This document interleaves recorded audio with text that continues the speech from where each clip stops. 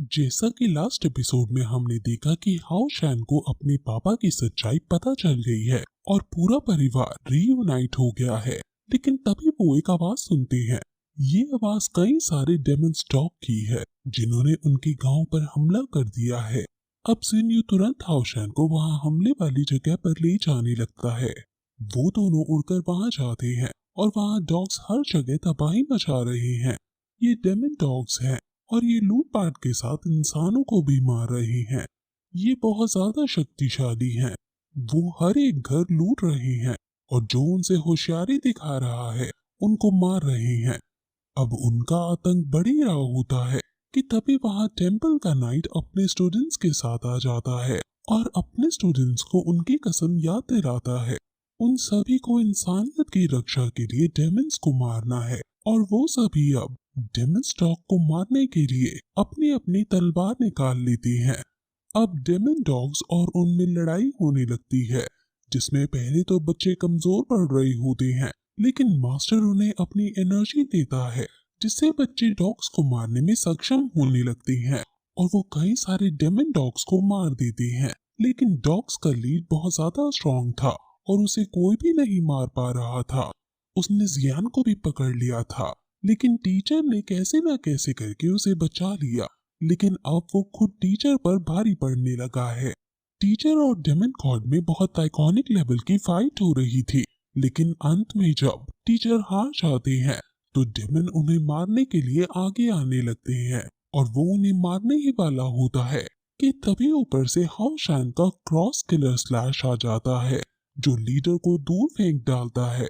हाओ शैन अब अपनी स्किल्स का यूज करता हुआ बहुत सारे डेमन्स को मारता है और ये देखकर मास्टर हैरान हो जाते हैं और वो समझ जाते हैं कि हाओ शैन के होते हुए हम नहीं हार सकते।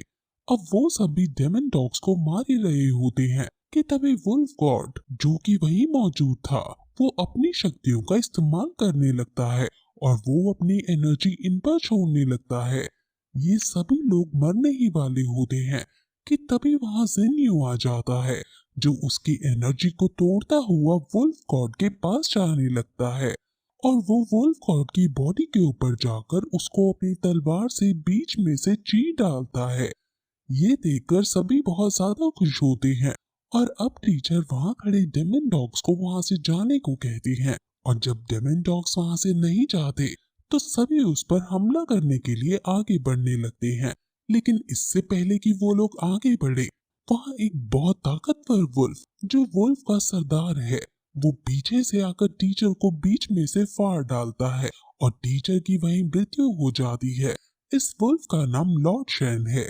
सभी बच्चे अपनी टीचर की मृत्यु देखकर गुस्से में आ जाते हैं और वो एक साथ लॉर्ड शैन पर हमला कर देते हैं। लेकिन लॉर्ड शैन जमीन के जरिए एक शॉक वेव छोड़कर सभी को दूर हटा देता है और सीधे जिन्यू के पास चला जाता है और उसे कहता है कि अब तुम्हें मारूंगा क्योंकि तुम्हारे सर के बदले मुझे काफी बड़ा इनाम मिलेगा। मेरे हाथों तुम्हारा मरना तुम्हारे सौभाग्य की बात है। और अब अपनी ये बकबक कर ही रहा था कि जिन्यू तुरंत उसके पास आता है और वो उसको धक्का देकर नीचे गिरा देता है। वहीं नीचे डॉग वुल्फ लॉर्ड शैन के आने से जोश में आ गए थे और वो इंसानों को डराते हुए कह रहे थे कि लॉर्ड शैन अब आ गया है और अब तुम मरने वाले हो। वो ये कह ही रहा था कि लॉर्ड शैन नीचे आ गिरते हैं और सभी उस पर हंसने लगते हैं।